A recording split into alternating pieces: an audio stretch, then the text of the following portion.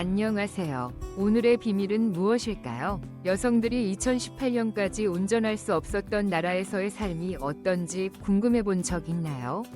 아니면 상금이 2천만 달러, 약 2,700억 원에 달하는 경마 대회를 들어본 적 있으신가요?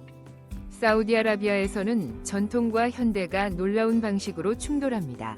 남성과 여성의 결혼식이 따로 열리는 문화부터 한 마리 낙타의 가치가 약 13억 5천만 원에 이르는 낙타 시장까지, 이 나라는 모든 구석구석에서 사람들을 놀라게 합니다. 계속 지켜보세요. 지금부터 여러분이 오직 사우디아라비아에서만 경험할 수 있는 15가지 사실을 공개할 예정인데, 그중 일부는 여러분을 충격에 빠뜨릴지도 모릅니다. 사우디아라비아는 1932년부터 알사우드 왕가의 통치를 받아왔으며, 이슬람의 엄격한 분파인 와하부주의의 영향 아래 사회 규범이 형성되었습니다. 이로 인해 여성과 관련된 여러 규칙이 생겨났고, 수십 년 동안 여성은 운전을 할 수 없었습니다. 이는 공식적인 법률 때문이 아니라 종교적 명령에 의해 운전이 부적절하다고 여겨졌기 때문입니다. 이 규칙을 위반한 여성들은 체포되거나 벌금을 내거나 수감될 수 있었습니다. 하지만 2017년 살만 국왕이 역사적인 변화를 발표하면서 상황이 바뀌었습니다. 2018년 6월부터 여성들에게 운전이 허용된다는 결정이 내려진 것입니다. 이는 비전 2030이라는 국가 현대화 및 여성 권한 강화를 위한 계획의 일환이었습니다. 마날 알샤리프와 루자인 알라슬 같은 여성 인권운동가들의 노력 덕분에 가능해졌으며, 이들 역시 한때 여성의 권리를 위해 싸우다 구금된 적이 있었습니다. 수많은 어려움에도 불구하고 2018년 6월 24일 이 금지령은 마침내 해제되었습니다. 여성들은 직접 운전대를 잡으며 이 획기적인 순간을 자축했고, 이는 사우디아라비아의 양성평등 여정에서 중요한 이정표가 되었습니다. 그러나 이는 이 왕국의 사회 규범을 바꿔놓은 많은 변화 중 하나에 불과합니다. 다음으로는 사우디아라비아의 독특한 결혼 문화를 들여다보겠습니다. 이곳의 결혼식은 남성과 여성이 각각 별도의 연회장을 사용하는 관습에 따라 진행됩니다. 이는 양쪽 성별 모두가 문화적, 종교적 가치에 따라 축제를 즐길 수 있도록 하기 위한 전통입니다. 신부 측 연회장은 꽃, 촛불, 커튼 등으로 우아하게 장식되며, 신부는 아바야라는 긴 검은색 로브를 입고 니캅이나 히잡으로 얼굴을 가리기도 합니다. 결혼식 동안 신부는 여러 차례 옷을 갈아입을 수도 있습니다. 한편 신랑과 그의 친구들은 별도로 파티를 즐기며 토브라 불리는 긴 흰 옷과 화려한 망토를 입고 머리에는 슈마그라는 화려한 색상의 천을 두릅니다. 연회에는 양고기, 밥, 대추야자, 커피 같은 전통 음식이 제공되며, 밤이 깊어갈 무렵 신랑은 아버지와 함께 신부 쪽 연회장으로 들어갑니다. 전통 음악이 울려 퍼지는 가운데 두 사람은 결혼 반지를 주고받고 함께 결혼 케이크의 첫 조각을 자릅니다. 이러한 남녀 분리 전통은 겸손과 존중이라는 사우디 사회의 핵심 가치를 반영하며, 각 성별이 그들만의 방식으로 축하할 수 있는 문화를 보여줍니다. 결혼식이 전통을 깊이 반영하는 행사라면 사우디아라비아에는 이외에도 특이한 관습들이 많습니다. 예를 들어, 왜 이 나라에서는 밸런타인데이가 금지되었는지 궁금하지 않으신가요? 대부분의 국가에서는 선물, 초콜릿, 달콤한 제스처로 이날을 기념하지만 사우디아라비아에서는 상황이 다릅니다. 과거 이 나라는 밸런타인데이가 기독교적 기원, 특히 금지된 결혼과 관련된 성 발렌타인에서 유래했다고 보았습니다. 그래서 수년간 선행장려 및 악행방지위원회라는 종교 경찰이 밸런타인데이 행사를 단속하며 빨간 장미, 초콜릿, 하트 모양 선물을 압수하곤 했습니다. 그러나 시간이 지나며 이러한 금지도 점차 완화되었습니다.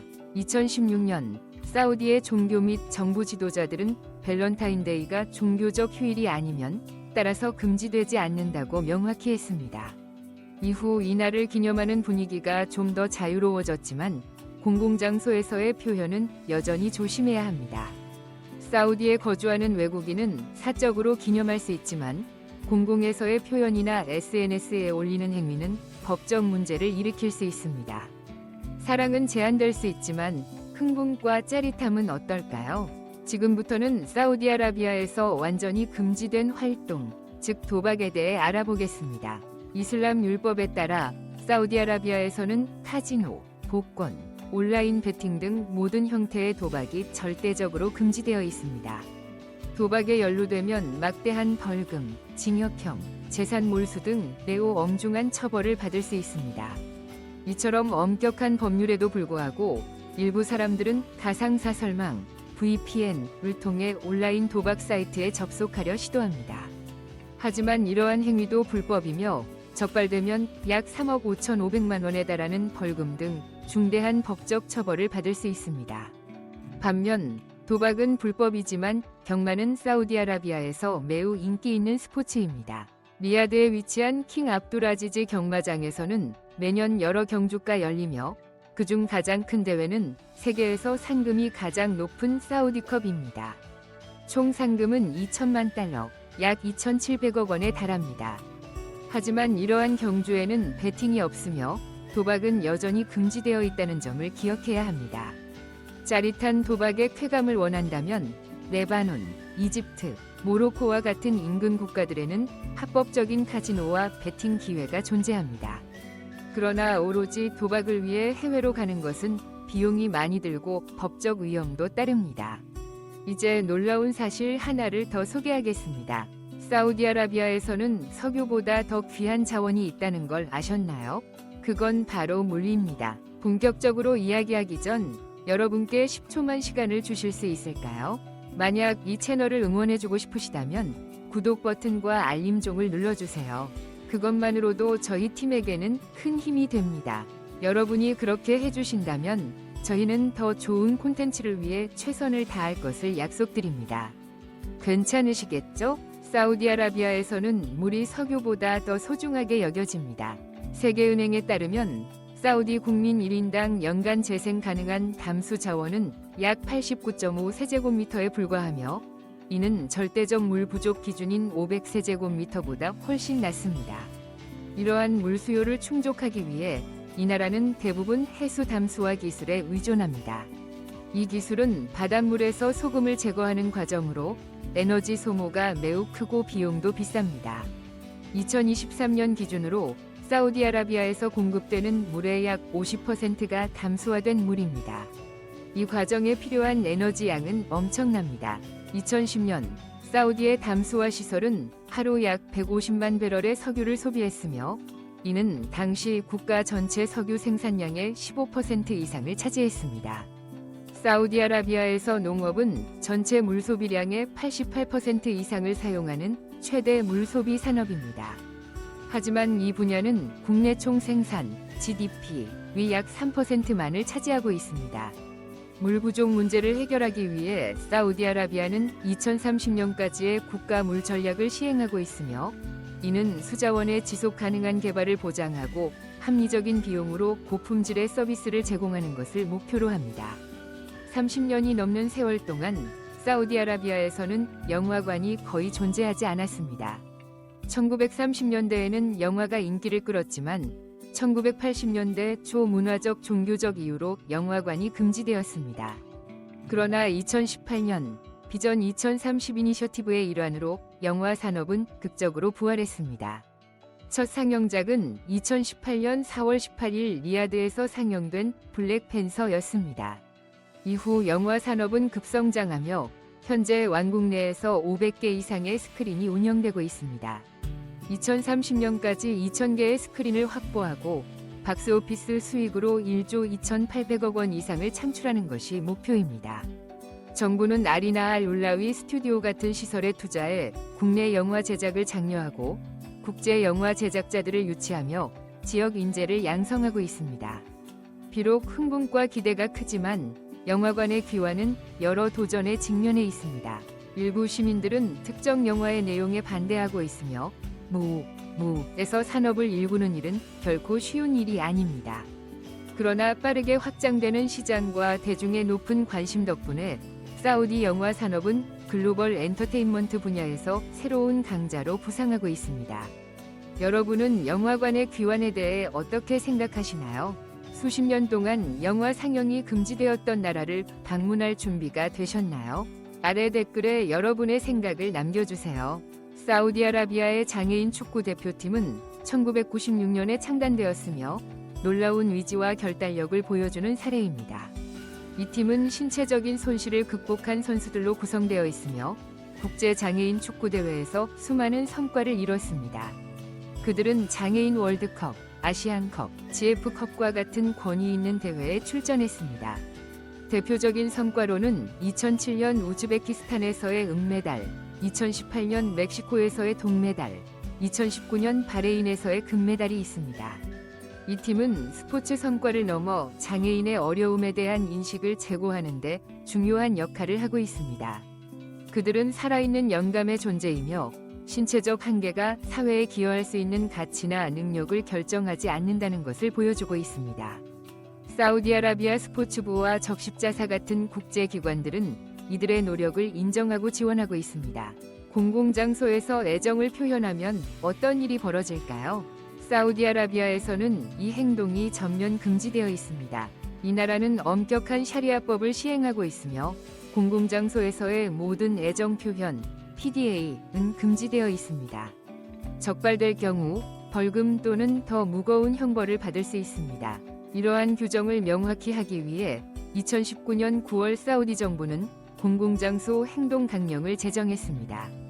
여기에는 공공장소에서 허용되는 행위가 명시되어 있으며 PDA는 전면 금지되어 있습니다. 위반 시 최대 약 108만 원, 800달러의 벌금이 부과될 수 있습니다. 이 강령은 쓰레기 투기, 줄서기 위반, 타인의 동의 없는 사진 촬영, 기도 시간 중 큰 음악 재생 등의 행위에도 적용됩니다. 내무부와 관광유산청이 시행을 담당하므로 쇼핑몰, 공원, 거리 어디서든 법적 문제를 피하려면 준수하는 것이 좋습니다. 공공장소에서의 감정 표현은 제한되지만 이 왕국은 노동시장에서 큰 변화를 추진 중입니다. 사우디와 소디제이션 정책은 사우디 국민의 고용 비율을 높이고 외국인 노동 의존도를 낮추는 것을 목표로 합니다. 외국인 노동자는 노동 허가 비용을 지불해야 하며 일부 직종은 사우디 국민에게만 허용됩니다. 2011년에는 니타캇 프로그램이 시행되어 기업의 자국민 고용 성과를 색상 등급으로 평가합니다. 최고 등급인 플래티넘은 신속한 서류 처리 혜택을 받으며 최하위 등급인 레드는 고용률이 낮아 제재를 받을 수 있습니다. 이 정책의 목표는 사우디 국민의 실업률을 낮추는 것입니다. 2020년 기준으로 실업률은 7.45%였습니다. 사우디와는 또한 석유에 의존하지 않는 경제 다각화를 목표로 하며 2030년까지 세계적인 비즈니스 및 혁신 중심지가 되는 것을 비전으로 삼고 있습니다. 이로써 국민에게 더 많은 기회를 제공하고 국제 투자를 유치하려 합니다. 사우디아라비아에서는 마술 행위가 절대적으로 금지되어 있습니다. 여기에는 마술, 점술, 주술 관련 서적 소지가 포함됩니다. 이 나라는 종교적 신념을 매우 중요시하며 모든 형태의 마술은 이슬람 교리에 반한다고 여깁니다. 정부는 선행장려 및 악행방지위원회 CPVPV라는 종교 경찰 조직을 설립하여 공공도덕을 감시합니다. 2009년 이들은 마술 퇴치 전담반을 설립하여 마술의 해악을 국민에게 교육하고 용의자를 조사하며 증거물을 압수하는 임무를 수행합니다. 마술로 기소된 사람들은 현지인부터 외국인 노동자까지 다양한 계층에 걸쳐 있으며 부적, 주문서, 마술 관련 영상 등을 소지한 채 발견되곤 합니다. 일부는 치유 능력이나 초자연적 힘을 주장하기도 합니다. 문학 작품이나 영화도 엄격하게 검열됩니다. 대표적으로 해리포터 시리즈는 마술을 조장하고 젊은 세대에 부정적인 영향을 미친다는 이유로 금지된 적이 있습니다. 이는 이슬람적 가치와 상충된다는 판단 때문입니다. 하지만 이 왕국의 윤리 규범은 여기서 끝나지 않습니다. 누가 이러한 엄격한 기준을 집행하고 있을까요? 바로 무타와 머아윈로 알려진 선행장려 및 악행방지위원회입니다. 이 조직은 1976년에 설립되어 이슬람 원칙에 따라 선을 장려하고 악을 억제하는 역할을 합니다. 그들의 주요 임무는 단정한 복장 감시, 남녀 혼합 모임 방지, 기도시간 참석 독려 등입니다. 위반 시 이들은 당사자를 구금해 사법 시스템에 넘길 수 있습니다. 무타와는 3,500에서 4,000명의 경찰관과 자원봉사자, 행정직원으로 구성된 큰 조직입니다. 조직의 수장은 국왕과 직접 소통할 수 있는 권한이 있어 그 영향력은 막강합니다. 그러나 이들의 방식은 항상 대중의 지지를 받는 것은 아닙니다. 어떤 이들은 이들이 이슬람 가치를 지킨다고 찬성하지만 일부는 그들의 방식이 지나치게 강압적이라고 비판합니다. 최근 무함마드 빈 살만 왕세자 치하에서 무타와의 권한은 축소되었으며 국민을 더 존중하는 방식으로 대해야 하고 개입 권한도 제한되었습니다. 무타와의 영향력은 18세기에 등장한 엄격한 이슬람 학파 와하부주의에서 비롯됩니다. 이와 유사한 조직은 이란이나 나이지리아 같은 국가에도 존재하며 명칭은 다르지만 종교적 원칙 준수를 유지하려는 목적은 동일합니다. 여러분은 무타와가 사우디 사회에서 어떤 역할을 한다고 생각하시나요? 그들은 전통을 지키는 수호자인가요? 아니면 과도한 권력을 가진 존재일까요? 여러분의 생각을 댓글로 남겨주시고 더 많은 흥미로운 이야기들을 만나보고 싶다면 채널 구독도 잊지 마세요. 사우디아라비아에서 낙타는 단순한 사막의 동물이 아닙니다. 낙타는 부와 지위의 상징으로 여겨지며 고기, 우유, 털, 가죽 등 다양한 용도로 높이 평가받습니다. 낙타는 현지 문화에서 특별한 위치를 차지하고 있으며 이를 직접 목격하고 싶다면 리야드에서 약 30km 떨어진 알카심 지역을 방문해 보세요. 이곳에는 세계에서 가장 큰 낙타 시장이 있습니다. 하루에 250마리 이상의 낙타가 거래되는 이 활기찬 시장은 새벽 5시에서 6시 사이가 가장 분주한 시간대로 상인들이 낙타의 나이, 성별, 색깔, 품질에 따라 치열하게 흥정을 벌입니다. 일부 낙타는 약 12억 6천만 원에 거래되기도 하며 이는 이 동물이 매우 귀중한 자산이라는 사실을 보여줍니다. 그러나 이곳은 단순한 거래의 장소가 아니라 베두인들이 자신의 낙타를 자랑하고 함께 산책하며 낙타에게 노래를 불러주는 문화축제의 장이기도 합니다. 낙타 시장은 전통과 상업이 교차하는 공간으로 사우디 국민과 이 특별한 동물 사이의 깊은 연결을 반영합니다. 사우디아라비아의 일상은 매우 독특한 리듬을 가지고 있습니다. 하루 5번, 전국이 기도를 위해 잠시 멈춥니다. 대형 쇼핑몰, 카페, 편의점, 길거리 노점까지 몇 분간 문을 닫고 일상이 멈추며 신앙이 우선시됩니다. 그렇다면 사람들은 어떻게 기도 시간이 되었는지 알 수 있을까요? 이는 하늘의 태양 위치에 기반하여 결정되며 사우디아라비아는 메카의 UML 쿠라 대학에서 개발한 UML 쿠라 시스템이라는 지역 기반 시간 계산 방식을 사용합니다. 이 시스템은 하루 5번의 기도 시간을 정확히 계산해 줍니다. 처음 방문한 여행자에게는 이 점이 놀라울 수 있지만 현지인들에게는 이는 삶의 신성한 일부입니다. 이것은 불편함이 아니라 정신을 재충전하는 시간입니다. 이러한 휴식은 사람들로 하여금 분주함에서 벗어나 마음을 새롭게 하고 깊은 가치와 다시 연결되게 합니다. 여기서 기도는 바쁜 일정에 끼워 넣는 것이 아니라 하루의 리듬을 형성하는 중심 그 자체입니다. 가족 계획에 있어 피임약은 사우디아라비아의 약국에서 구할 수 있지만 접근성은 문화적 법적 규칙에 영향을 받습니다. 리야드나 제다와 같은 대도시에서는 피임약이 처방전 없이도 구매 가능하며 결혼증명서가 없어도 되는 경우가 많습니다. 그러나 농촌 지역이나 보수적인 지역에서는 약사가 처방전이나 결혼증명서를 요구할 수 있으며 이는 혼외 관계가 법으로 금지되어 있기 때문입니다.